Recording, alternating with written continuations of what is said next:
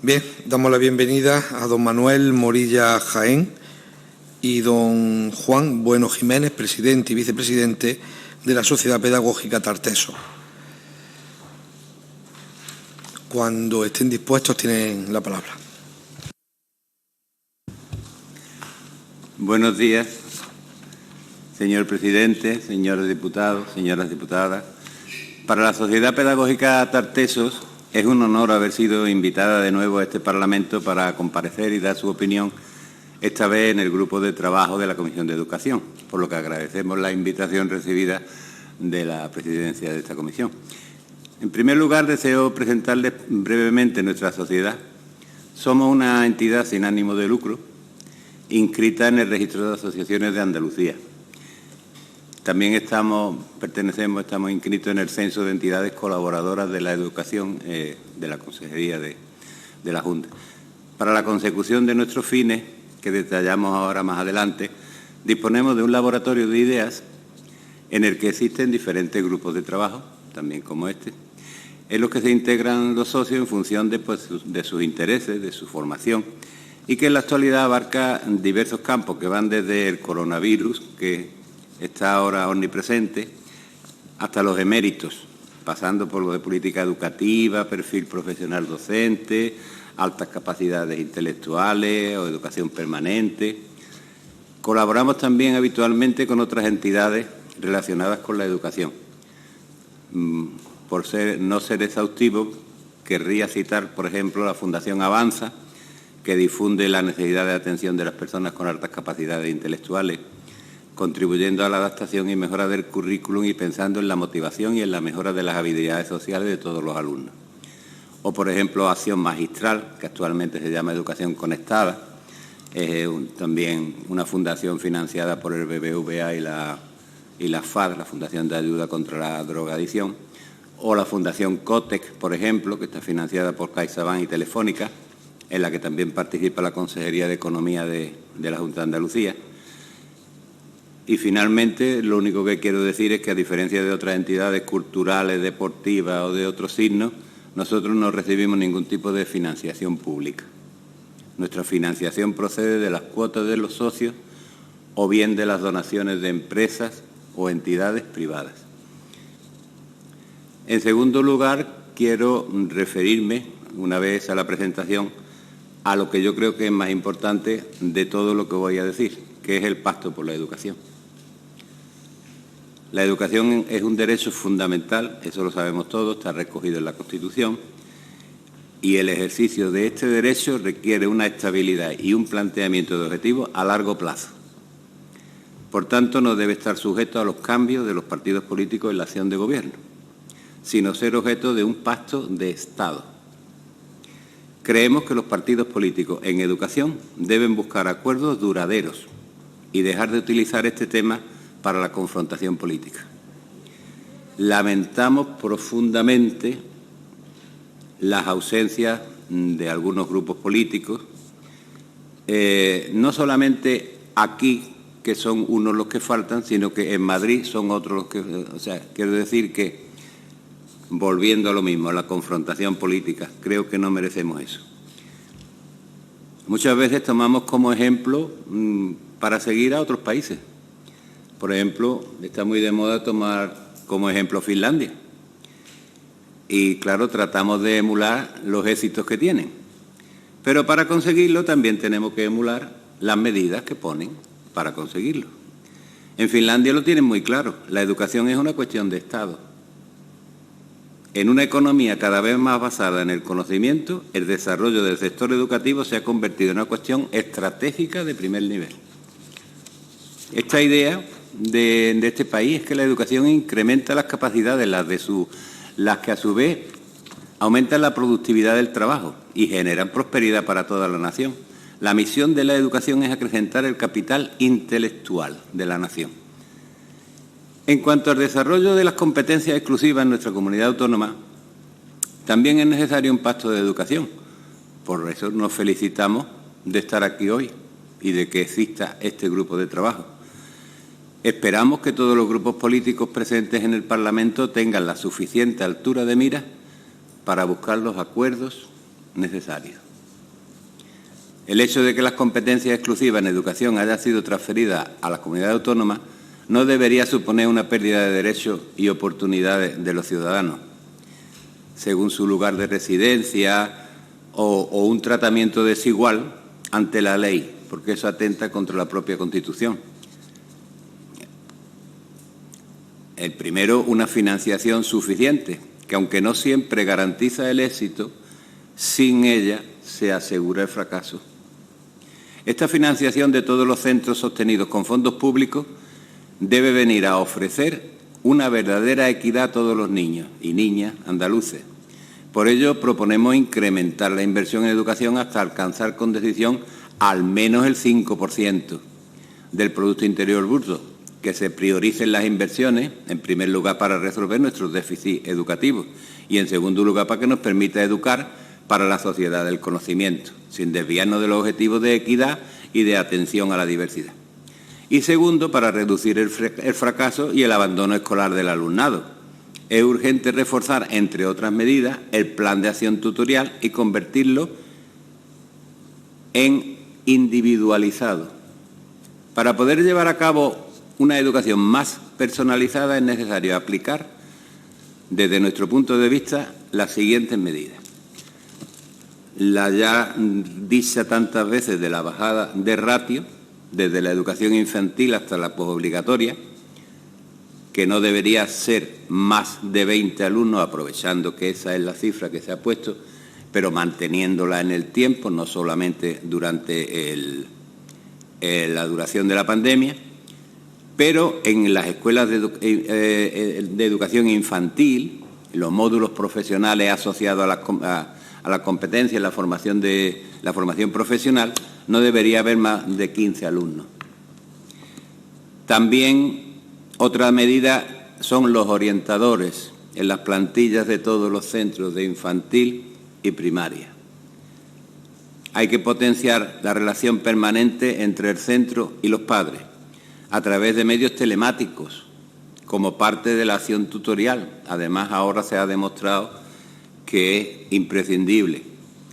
Tenemos que aprovechar los efectos de la pandemia para dotar a los centros de personal sanitario, a semejanza de otros países, como por ejemplo Francia, que no está ahí al lado, y un impulso a la formación profesional. Esto pasa, entre otras medidas, por unificar en un solo organismo la gestión de la formación profesional, porque tenemos una formación profesional reglada y tenemos una formación profesional para el empleo en distintas consejerías y casi sin conexión. Eso es una barbaridad desde nuestro punto de vista.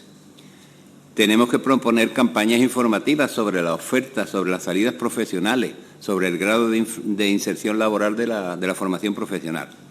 Y además incrementar el número de centros que la imparten, potenciando algo casi siempre olvidado, que es la red de los centros de educación permanente de adultos, los CEPER, que están en todos los pueblos.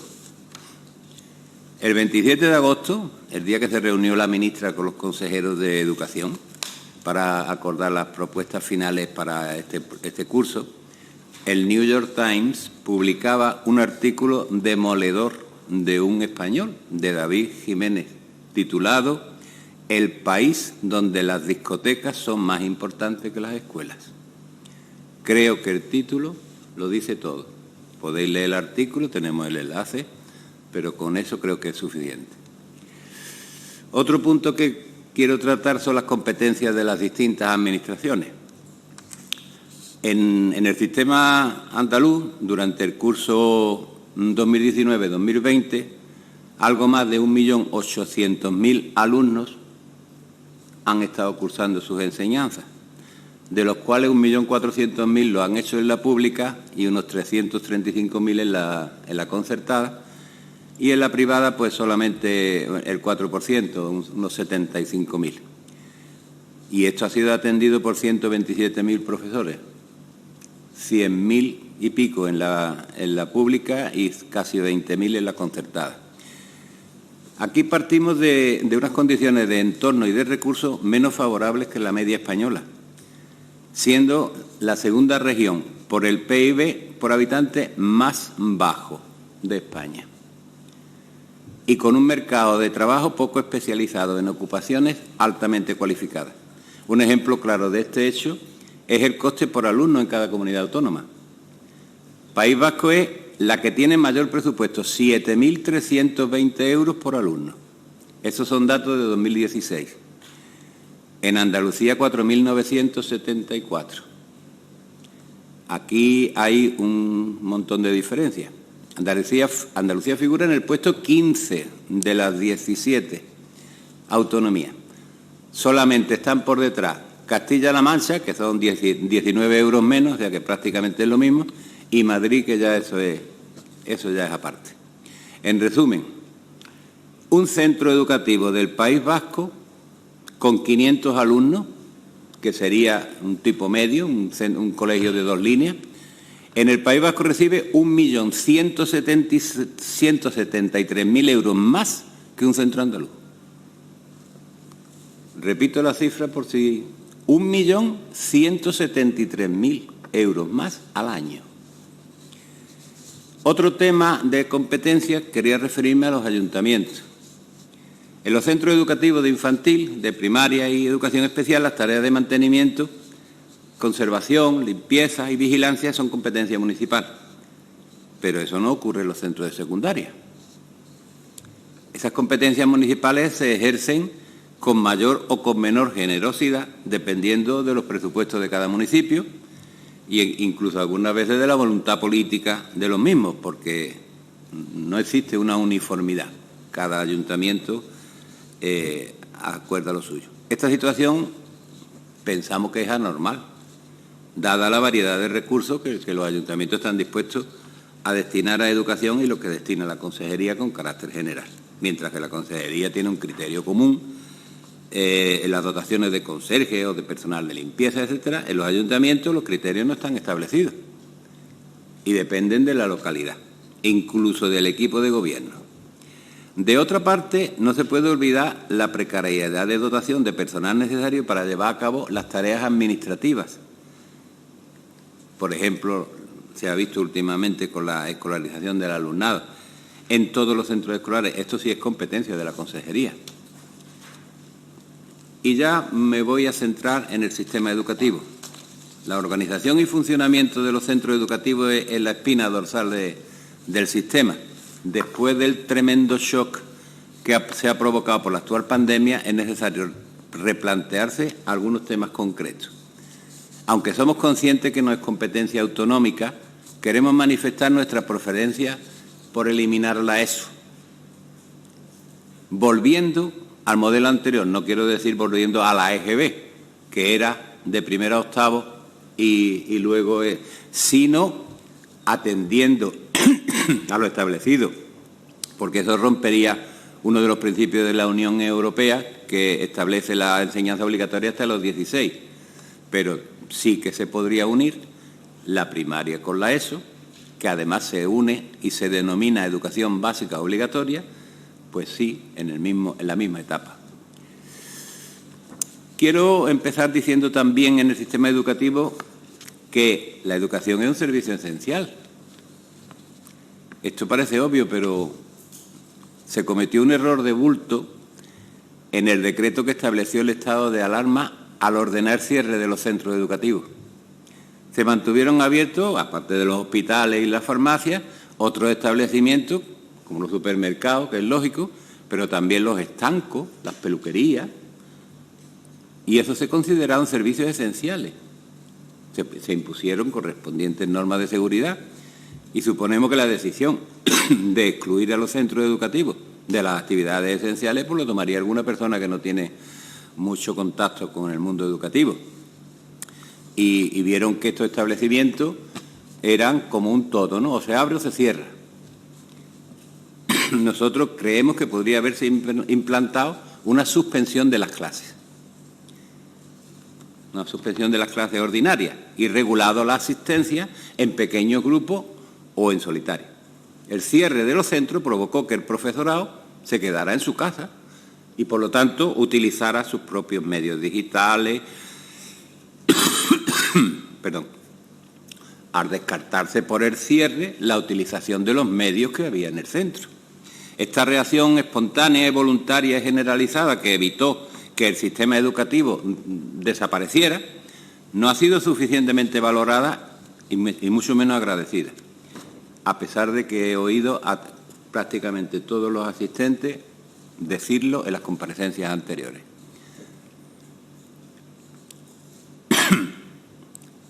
Valoramos muy positivamente, aunque haya llegado con décadas de retraso, el anuncio que hizo el consejero el día 5 de agosto con lo del decálogo de la vuelta al colegio segura, de dotar de un ordenador portátil a cada uno de los docentes. Bueno, vale. Más vale tarde que nunca, ¿no? Aunque no se dice nada de la conexión a Internet. Ya tenemos las autopistas en los colegios. La banda ancha está prácticamente implantada y ahora vamos a empezar a recibir los vehículos para circular por ellas. Por eso abogamos porque se descarte el cierre de los centros, sin perjuicio de que se dicten normas que regulen su utilización en una situación de seguridad concreta, porque nada impide que el profesorado siga trabajando en los centros con las medidas de seguridad correspondientes y así no se le obliga a utilizar sus medios personales, su conexión a Internet privada y otra cosa más. El teletrabajo no está regulado para los funcionarios. Y no sé si habréis visto en grupos de WhatsApp que los padres y los alumnos llamaban a los profesores a cualquier hora del día o de la noche. En esta situación se garantiza también que el profesorado cumple con su horario de trabajo y no se ve forzado a ampliarlo contra su voluntad y sin compensación ninguna. Nada impide que grupos reducidos de alumnos puedan asistir a clase presencial, porque si se ha podido sacar un perro a pasear, también se podrá sacar a un niño para llevarlo al colegio, o a 2, o a 3, o a 4, que son los de la brecha digital, los que no tienen en su casa, pero estando el maestro en el colegio, como es lógico. Dado que la educación básica es obligatoria y gratuita, hay que considerar que el equipamiento digital es una parte del material escolar y, por lo tanto, hay que universalizar su dotación. En el resto de la enseñanza, pues, sistema de becas, ¿no? Y, lo dicho anteriormente, hay que aprovechar la red de adultos, por ejemplo, para ofrecerle a las familias una formación que les permita colaborar con el sistema si se produce otra vez la necesidad de utilizar vía telemática.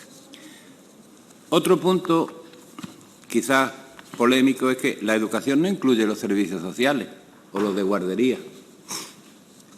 Lo que trajo aparejado el cierre de los centros educativos, para sorpresa de todos, fue el cese de la prestación de los servicios sociales y de la conciliación familiar y laboral, principalmente los de guardería, en el alumnado de infantil y en los primeros cursos de primaria. En estos días de vuelta al cole han ocupado las portadas de los medios de comunicación. El interés es muy grande, pero nos tememos que radica más en la salud del alumnado o en la conciliación familiar y laboral que estrictamente en la educación. La obligada colaboración de los padres y madres y restos de familiares durante el tiempo de confinamiento, sobre todo los primeros niveles, también ha aflorado situaciones que han dificultado enormemente el desarrollo de la enseñanza presencial. Las familias carentes de formación digital necesaria, a eso me refería antes con los centros de adultos, aunque solo fuera para asistir a una videoconferencia, familias carentes de equipamiento social y, aunque suene raro, personal docente, que aunque le pueda sorprender a algunos, también puede encontrarse en algunas de las situaciones anteriores, compartiendo recursos el padre que es maestro con los hijos que tiene. La conciliación familiar y laboral y personal, estrictamente, sensu estricto, no es una competencia educativa, ni en la enseñanza presencial, ni en la no presencial. La Consejería de Educación, los centros educativos y sobre todo las familias deben tener meridianamente clara la diferencia que hay entre educación y guardería. No se trata de tener recogido y cuidado a los niños mientras sus padres trabajan o simplemente descansan de los niños. Y de paso, para que estén entretenidos y no se aburran, pues la Consejería de Educación aprovecha para enseñarles algo, la Consejería de Sanidad aprovecha para vacunarlos, para hacerles reconocimiento, la Consejería de Asuntos Sociales, en fin, no voy a seguir por ahí. Porque para ejercer de cuidadores, pues contratar profesores es caro. Y después de la pandemia vamos camino de quedarnos sin lo uno y sin lo otro. A lo largo de los últimos años se ha ido aumentando el rango de edades escolarizables en aras a favorecer esa conciliación, hasta el punto de que hoy en día se puede escolarizar al alumnado prácticamente desde que nace. Por otra parte, en la actualidad muchos alumnos viven en los centros, vuelven a su casa a cenar y a dormir. La escuela no puede ser el único sustento y apoyo de la conciliación familiar. Es necesario la concurrencia solidaria de toda la sociedad y sus instituciones, y también una clara distinción presupuestaria entre lo que es educación y lo que es conciliación. Porque aunque no estemos, evidentemente no estamos en contra de la conciliación, sí que estamos en contra de que se mezcle todo y todo aparezca como educación, cuando lo que se están haciendo también son servicios sociales. Por ejemplo, las actividades realizadas en el aula matinal, los comedores escolares, deberían estar organizadas, gestionadas, financiadas por la consejería competente de trabajo o cualquiera que sea, sin perjuicio de que se utilicen los locales y las instalaciones de los centros educativos para llevarla a cabo, pero no recargando la burocracia de los equipos directivos, sino que se encargue de hacerlo la consejería correspondiente.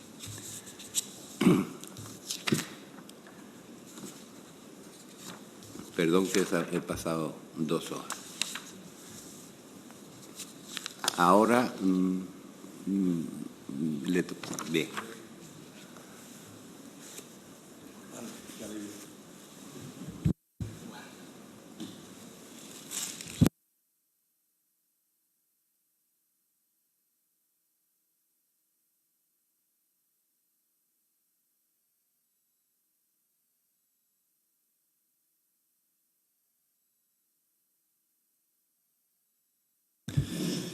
Voy a hacer un pespunteo a lo que ha dicho mi compañero presidente Manuel Morilla. Me uno, por supuesto, a la gratitud a este Parlamento y, sobre todo, a quien nos ha convocado. Y ya digo, tengo mucho material preparado, un poco al unísono lo hemos trabajado, pero también hemos ido quizás complementando unos con otros algunas ideas que se han quedado sueltas. Así que creo que, para no dilatar mucho en el tiempo, voy a ir intentando no leer excesivamente mis notas, aunque si se quiere profundizar, obviamente tenemos el documento y también tenemos a las personas ahora aquí para desentrañar cualquier duda. Hace ya algunos años asistí por Asadipre también a un par de comparecencias en esta misma sala. Una era con María del Mar Moreno como consejera, hablando de la convergencia con Europa, y otra era hablando de la formación permanente del profesorado. Ni convergimos demasiado, ni nos formamos lo suficiente. Entonces, espero que ahora, vaya la tercera la vencida. Dividiré la presentación básicamente en un somero análisis de la cruda realidad que tenemos y, posteriormente, lo que vamos a hacer va a ser quizás entrar en algún detalle de las propuestas que hacemos. Insisto en la elocuente falta de un partido mayoritario en Andalucía. Creo que eso hay que dejarlo muy claro y muy claro ante los registros de este Parlamento. Vemos algunos sectores instalados claramente en la agitación, que parecen no ser conscientes de la erosión que está sufriendo la escuela pública y de la sociedad en general. En lugar de buscar, se decía en un artículo del fin de semana, que en lugar de buscar consenso, la educación se utiliza como un buen campo de batalla para confrontar ideologías. Un profesor de la Pompeu Fabra, José Montalvo. El inicio de este curso escolar no está siendo un acierto de previsión ni de comunicación diáfana. A pesar de los enormes esfuerzos que está haciendo esta región, como Andalucía, en fin, está haciendo un enorme esfuerzo y ofrece y también demanda, los frutos en mano abierta para la mayor autonomía y flexibilidad curricular aparecieron el jueves pasado, cuando esto realmente se debía de haber sabido mucho antes. Cuando muchos equipos directivos, tras meses de trabajo, sin apenas descanso, habían dado ya paso en una organización completamente distinta. La normativa ha ceñido excesivamente la autonomía de las direcciones escolares, que han sido las que han mantenido la llama educativa y la escuela abierta desde el día 18 de mayo. Si se le hubiera dado absolutamente toda esta manga ancha ahora, que se le ha dado prácticamente, y la inspección está completamente de acuerdo porque estamos en las manos de las direcciones escolares, otro gallo no hubiera cantado y seguramente hubiéramos puesto a trabajar quizás de otra manera al profesorado, obviamente preocupados por la salud. La mayor desazón y desamparo de una maestra, de una directora o de una madre Es decir, que todo está igual que antes. Bien es cierto que algunos centros han conseguido dar una sensación bien distinta, de preparación comunitaria y educativa.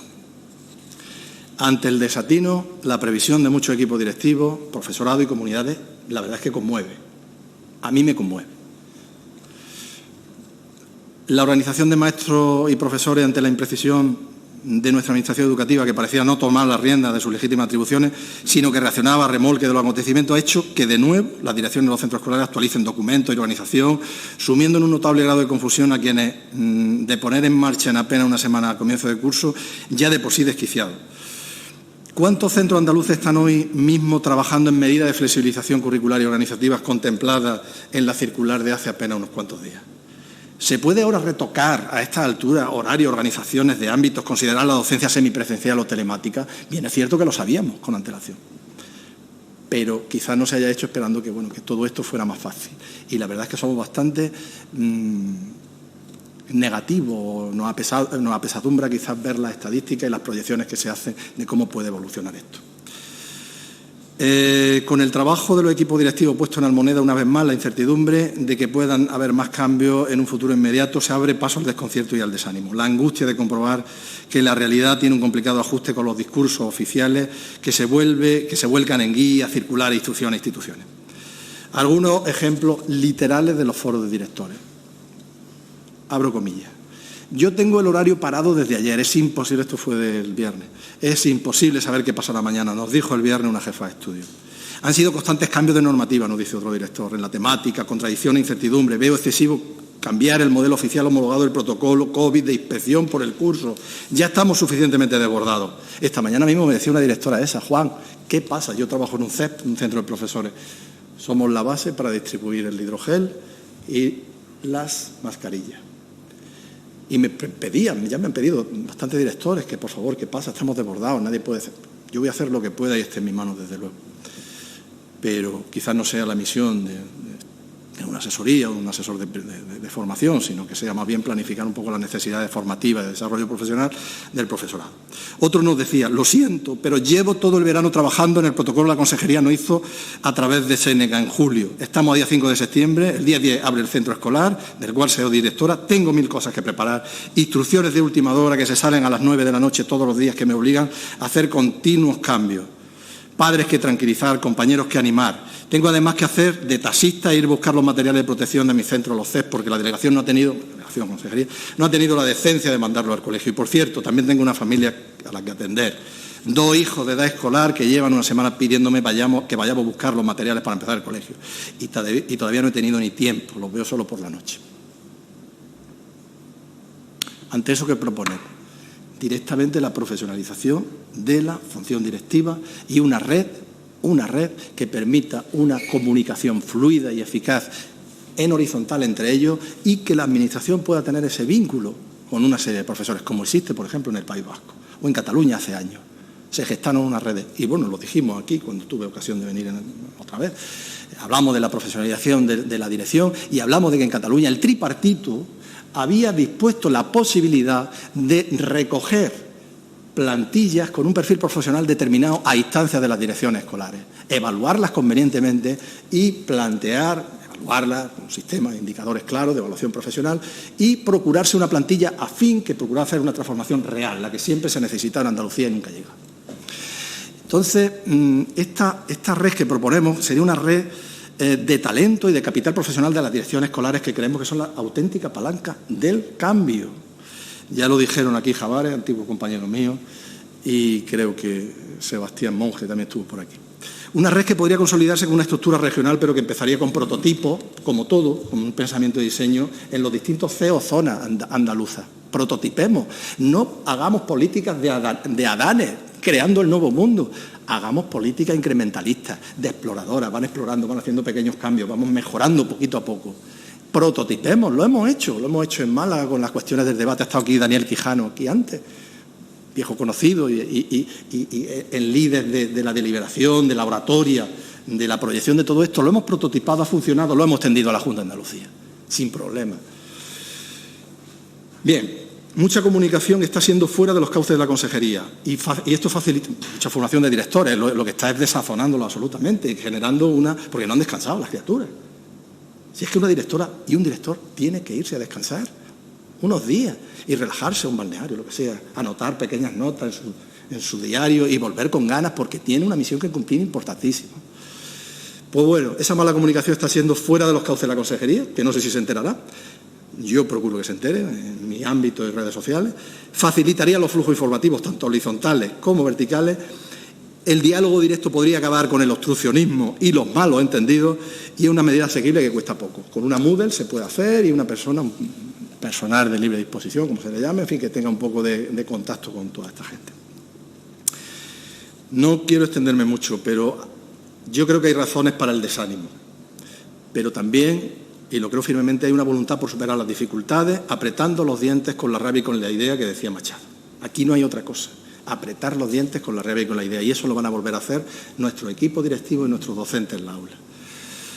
Aunque en ocasiones los avances en la ciencia han sido aleatorios, involuntarios o persiguiendo la destrucción del otro, no es menos cierto que el auge de las sociedades, los avances de la ciencia, el progreso de la educación, la riqueza y el bienestar de las naciones se ha producido porque grupos como ustedes, de personas que observándose unidas, y como nosotros, unidas solidariamente por una causa común, eligieron colaborar unos con otros sin tener un fin claro en la mente, sin ni siquiera atisbar el futuro. La escuela se encuentra ahora en una encrucijada. Por eso me parece pertinentísima que estos sean los calendarios en los que esta comisión se esté reunida, porque está sufriendo un estrés nunca visto. Así que mi aplauso a los que habéis ideado, el que sea ahora y no después. No posterguemos más las transformaciones, ahora es el momento. Por ello es preciso ahora más que nunca que los que intervienen en la conversación y en el concurso público de ideas no se levanten de la mesa sin conseguir tenderse la mano. Esa es la clave y eso hacerlo con un pensamiento crítico amparado en las mejores evidencias. Cuanto más diferencia ideológica tengamos con el semejante o el que está en la mesa, más imaginación tenemos que poner para conseguir las mejoras. Yo estoy trabajando perfectamente con una persona con la que discuto apasionadamente en redes. Es una persona claramente de un perfil ideológico contrario al mío y trabajo en petit comité por una causa común. ¿Cuál es la causa común? Una salud importante, una salud mental, una salud física y una salud de criterio y de libertad de pensamiento. ¿El premio cuál es? No es la recompensa, como ya sabemos Manuel y yo, del reconocimiento efímero, nunca lo ha sido. Se trata más bien del presentimiento de que de este modo se contribuye a hacer algo más grande que lo que acontece en nuestras propias vidas. Estamos ya camino del jubilado, disponiendo de tiempo y esfuerzo que dedica a la causa, y yo, con 56 años, aunque la pasión no me falta, y que dicen que es de los jóvenes. Yo, a veces tengo mis dudas, pero hay jóvenes y hay mayores. Algo de un contenido, en fin, es una cuestión de un valor sin retorno que tiene algo que ver con la moral y con las ideas que se abren como un abanico de expresión de diversidad. Todo eso tiene que ver con la causa justa. La recompensa va mucho más allá de las metas generacionales. Ferran Ruiz Tarragó ponía el dedo en la llaga en un artículo reciente, fue consejero de educación o estuvo en las transformaciones de Cataluña en su momento, en fin, una cabeza privilegiada. Desde la Ilustración, el mundo occidental se ha considerado progreso todo lo que contribuye a mitigar la incertidumbre, penalidades, sufrimiento. El conocimiento, la tecnología, la organización escolar y política han sido y son la clave para materializar de manera efectiva la idea de progreso. La pandemia que últimamente nos azota, acabará después de que hayamos sido capaces de poner en juego todo lo necesario, que no es precisamente poco. Bien, en todos aquellos casos que se buscaba la prosperidad, hay un elemento en común, que es la causa justa. En nuestro caso sería una visión específica de la escuela que combata la inequidad, la desigualdad y que devuelva a la institución un estado de cultura, de bienestar, que hoy está un poco ausente en la aula. Cultura es conocimiento poderoso y no es solamente metodologías banales que no han funcionado ni funcionarán y se creen que son modernas y son prácticamente del siglo pasado. Por ejemplo, ahora que se habla tanto de ventilación en la aula, la escuela al aire libre llevan un siglo llevan propiciándose, son un elemento fundamental en todo esto. En fin, no quiero perderme en cuestiones. Una causa justa tiene que ser optimista, inclusiva, tiene que ser al servicio del bien colectivo, resiliente en el tiempo, fuera de los avatares políticos. Por eso, de verdad, enhorabuena, seguimos adelante. Esto es un camino que tiene que estar presente porque lo que se trata es de establecer un diálogo, un discurso en el que desde la izquierda hasta la derecha, hasta el centro derecha o en la derecha, en fin, me pierdo en ese abanico que nos han sometido, que no tiene nada que ver con la realidad entre nosotros. Así que, por favor, uno de los retos fundamentales, y con esto creo que voy a ir terminando, porque si no se nos va el tiempo, luego ya procuraremos entrar en detalle y podemos sacar alguna ficha que otra, es procurar talento, liderazgo compartido con los demás de una forma generosa y solidaria. A nuestro deber de mer hay que hacerlo mediante el conocimiento diverso que huye de las camarillas endogámicas o del sectarismo ideológico. Eso nos conduce a buen término. La educación necesita convicciones firmes, pero también puntos de encuentro. Hay que recurrir a los más cualificados y competentes de nuestro país. No lo busquemos solamente en Andalucía, sería ser endogámico. Andalucía es, bueno, pues sí, para España y la humanidad, pero también hay otra gente, hay que mirar, siempre hemos sido abiertos. Hay gente que está haciendo una labor enorme, como puede ser Gregorio Luri, que es una persona del ámbito conservador, quizás, pero una persona plecrada que ha estado... Se recuerda que es necesario guardar la distancia social de seguridad. Bien. El uso obligatorio de mascarilla en el interior del edificio. Mantener la higiene de manos con frecuencia y evitar el contacto físico en los saludos. Bien. Gracias. Voy terminando. Las precisiones están en el documento, pero él decía que básicamente que vivimos tiempos pedagógicamente extraños e incluso estúpidos. Si estúpido es aquel que carece de una representación crítica de su ignorancia, no se da cuenta que es un ignorante. Nos dice Luri. Bien merece que este título, en fin, que los que se jactan de fomentar el pensamiento crítico mientras se aplica de manera poco crítica a experimentos fracasados. Efectivamente, quizás hemos de reflexionar más sobre aquello que viene fracasando desde hace décadas y que no hemos sabido montarlo. Hoy miramos al futuro con recelo. Si corremos hacia él, lo dice también Luri, es porque no queremos que nos pille el pasado. Estamos siempre lucurando la novedad por la novedad y hay cuestiones que nos pueden servir quizás del pasado. Con esto creo que voy a ir terminando y dejando la palabra a mi compañero y si luego se quiere profundizar en algún tema, con perfil profesional. La verdad es que el tiempo que tenemos es tan escaso. Nos vamos a saltar unos temas porque ya lo han tratado con bastante amplitud anteriormente y lo tenemos aquí en el documento que después vamos a dejar y vamos a incidir en otros temas que pensamos que no se han tratado y que sería conveniente verlos lo más rápidamente posible. Así que el tema de las plantillas de personal, los equipos directivos, los especialistas, los apoyos, el currículum, la inclusión, la digitalización, no nos va a dar tiempo.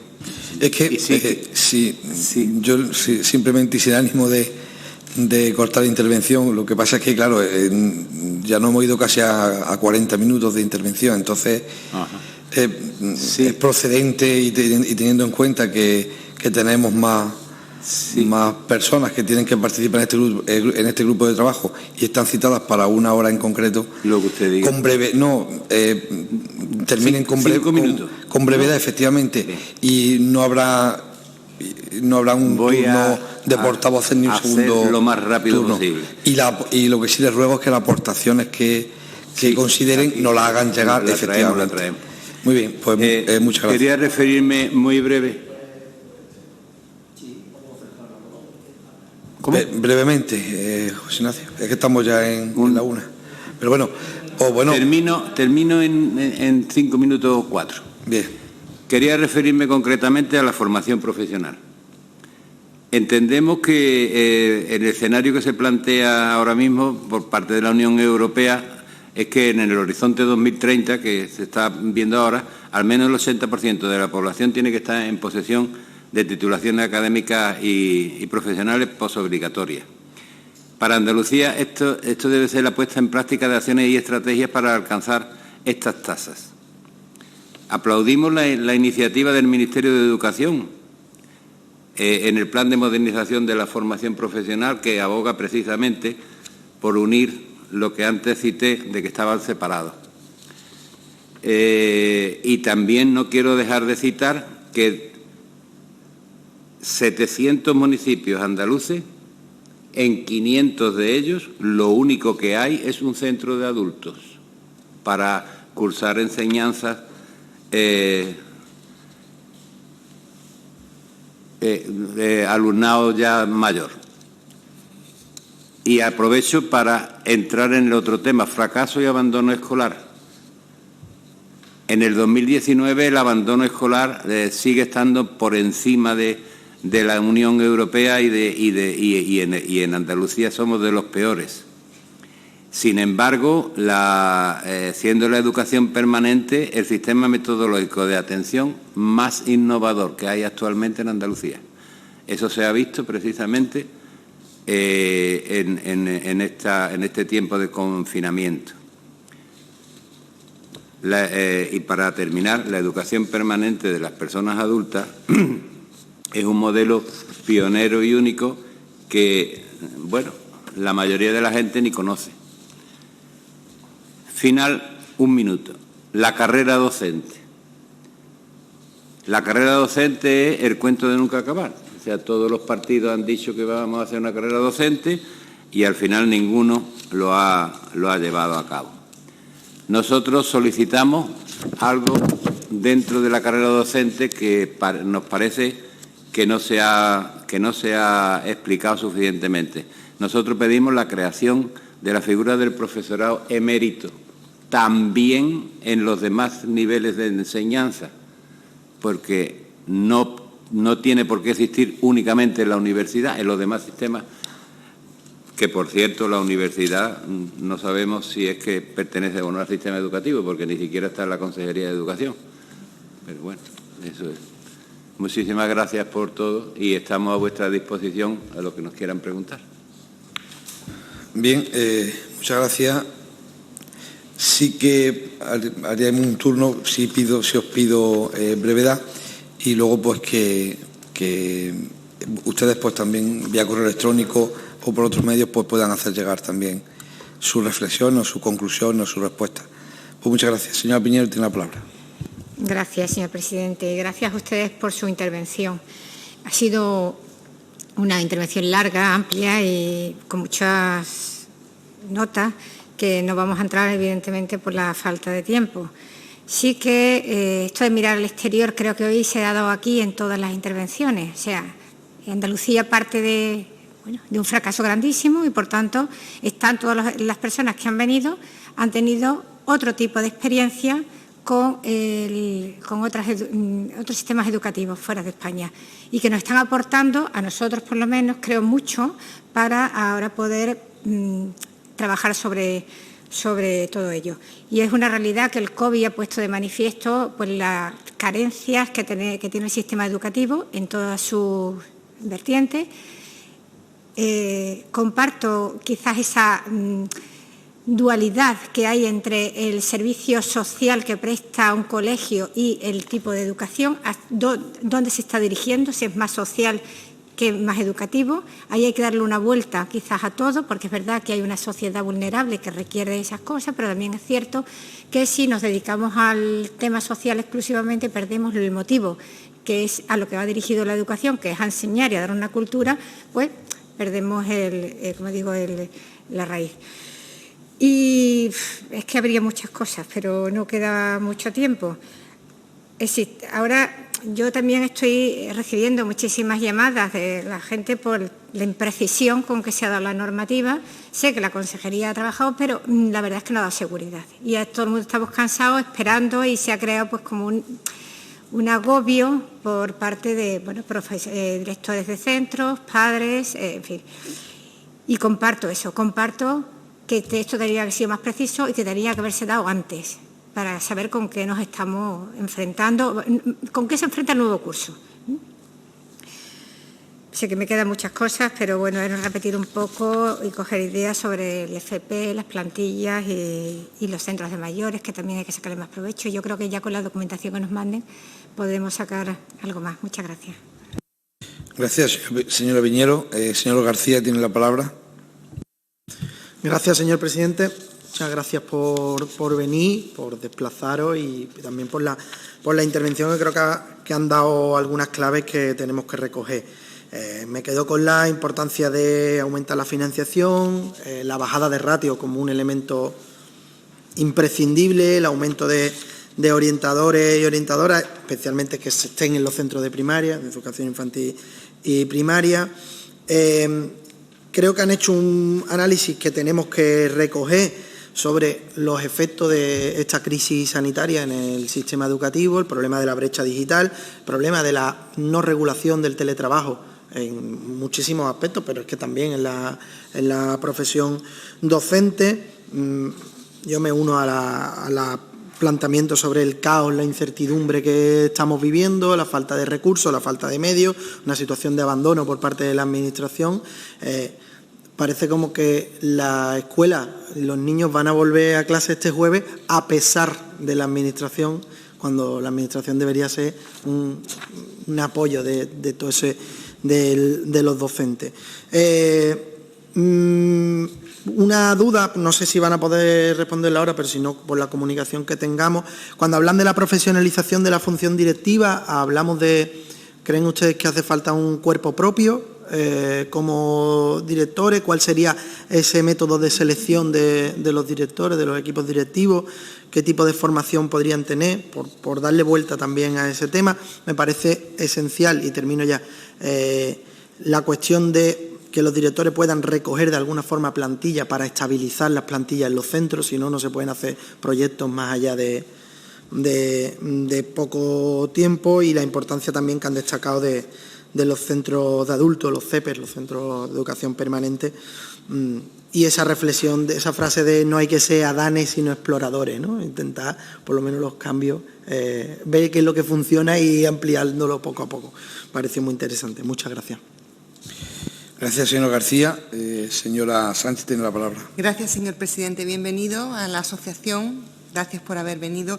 Es normal que le falte tiempo para exponer, porque sabemos que tienen muchísimos profesionales que trabajan en muchos grupos, por tanto, tendrían mucho que aportar. Deduzco de su explicación que se han centrado en una cosa, se han centrado fundamentalmente en la situación actual, que ha puesto, que ha estresado todo el sistema educativo. Y quiero transmitirle que desde nuestro grupo queremos felicitar a todos los profesionales que ustedes representan, que sabemos de la situación que están viviendo, que son verdaderos héroes en estos meses trabajando para que los centros puedan funcionar y abrir y atender, abrir ya que están abiertos, atender al alumnado el día 10 en primaria y el día 15, 16 en secundaria y en formación profesional. Felicítenlo de nuestra parte porque sabemos lo que están padeciendo.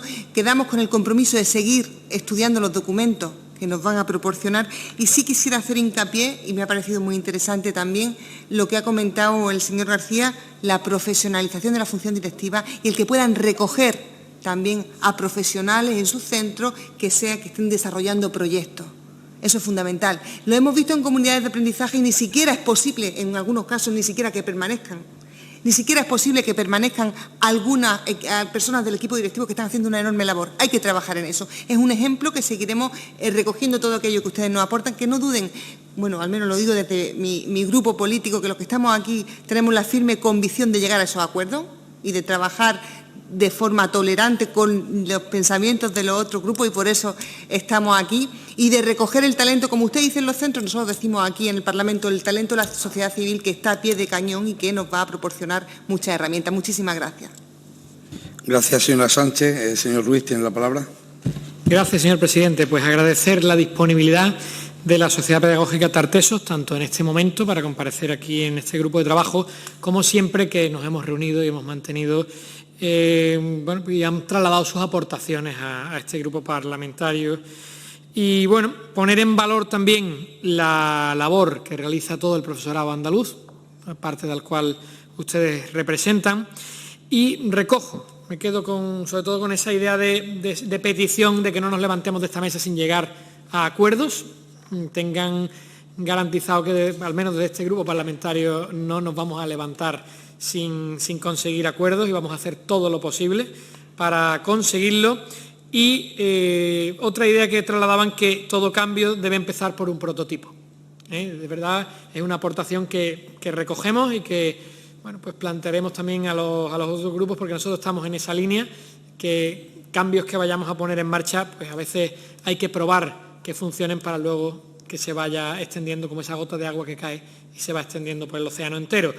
Regañarles porque no nos hayan dejado tiempo para la réplica, las preguntas que queríamos plantear. Yo quería la desventaja de hablar el último en este caso por el tema de la representación, pues que las preguntas se han pisado, pero yo quería incidir en el mismo tema que mis compañeros, ¿no? Esa profesionalización de la función directiva, esa capacidad de elaborar la propia plantilla del centro para establecer un proyecto educativo. Queríamos haber desarrollado eso un poco más, no se puede, pero ustedes pues nos lo trasladarán por otros medios y sin más pues agradecer de nuevo sus aportaciones. Gracias, presidente.